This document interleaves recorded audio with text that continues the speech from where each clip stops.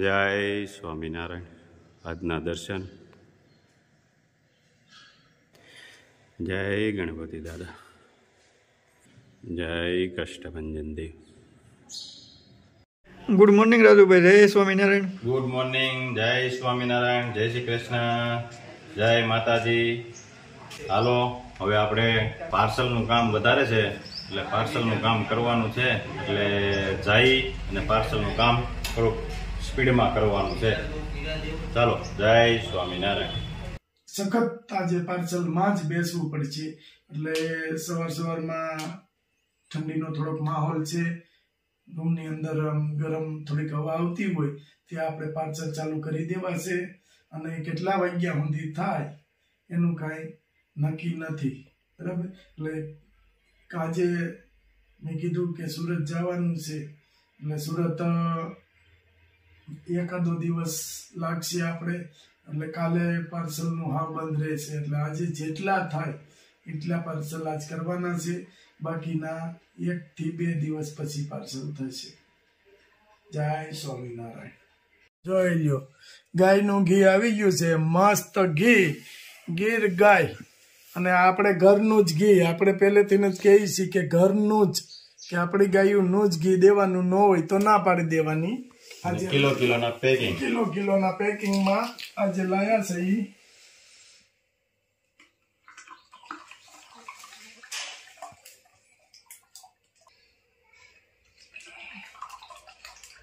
Super ગણેદાર ઘી હો.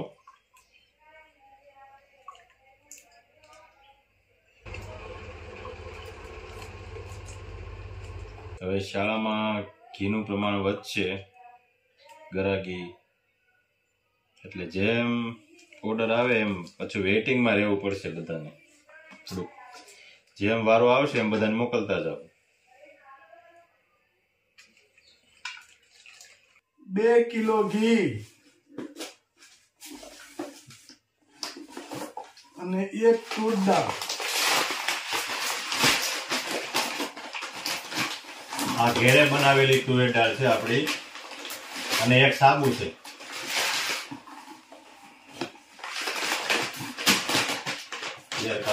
એમાં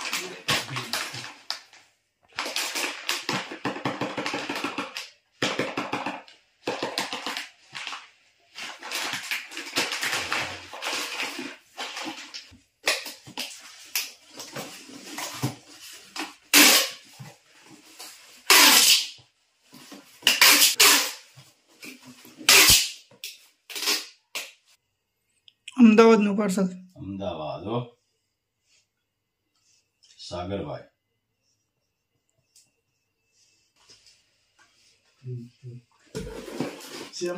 નહીં, 1 કિલો ઘી.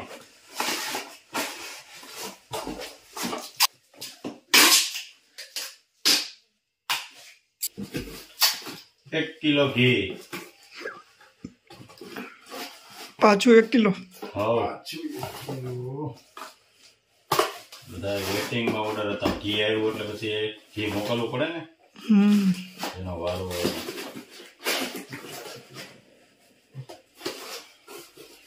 1 કિલો ઘી.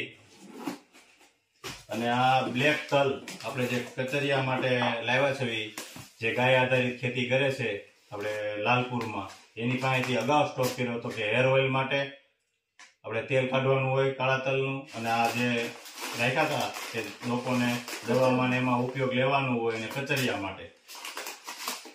સુશીલાબેન યુએસએ કીધું હતું કે મારે દવા માટે જોઈએ છે, એટલે આપણે સુશીલાબેન માટે આપણે સ્પેશિયલ મોકલાવી છે. ખોખો બદલાઈ નાખી ને એમાં બોક્સ બદલાવવું પડશે આપણે, ખોટું છૂટે ને એવું ન થવું જોઈએ. વ્યવસ્થિત સમય જાય આમાં. બેન ને દવા માટે જોતા હતા તલ, કે મારે ઘી દવા જોઈ છે અને બ્લેક તલ દવા માટે જોઈએ છે.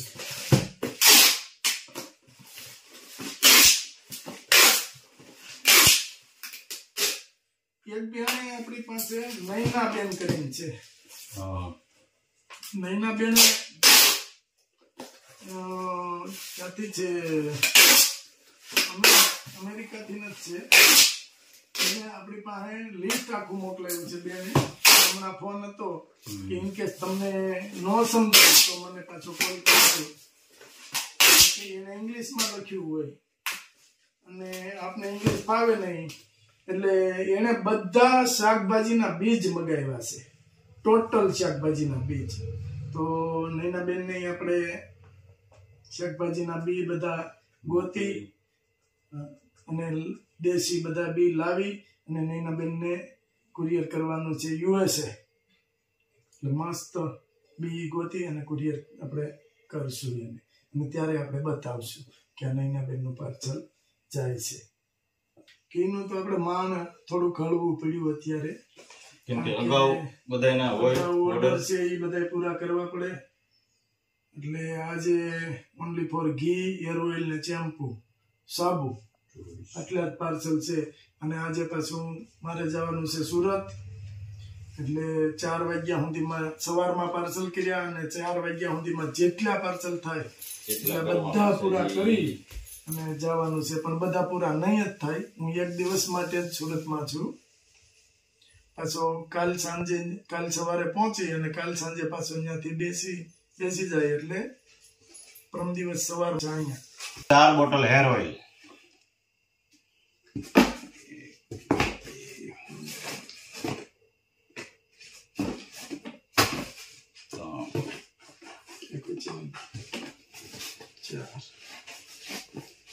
વાપી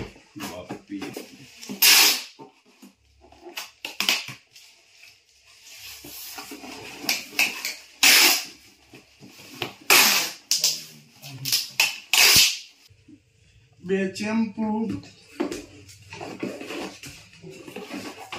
2 સાબુ, 2 સાસ મસાલા,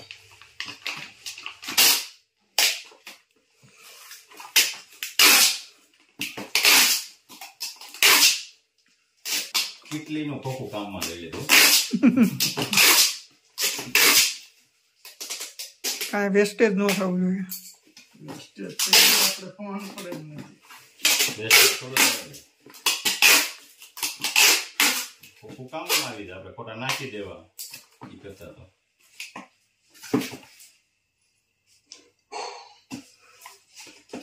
ક્યાંનું છે પાર્સલ? પાછું છે અમદાવાદ. પાર્સલ આજે બહુ ઝાઝા કર્યા, થાકી ગયા છે. એક ગાડી તો વહી ગઈ, ફેરોમાં આપણે અહીંયા આપી દીધા પાર્સલ. અને હજી જમવાનું પણ બાકી છે.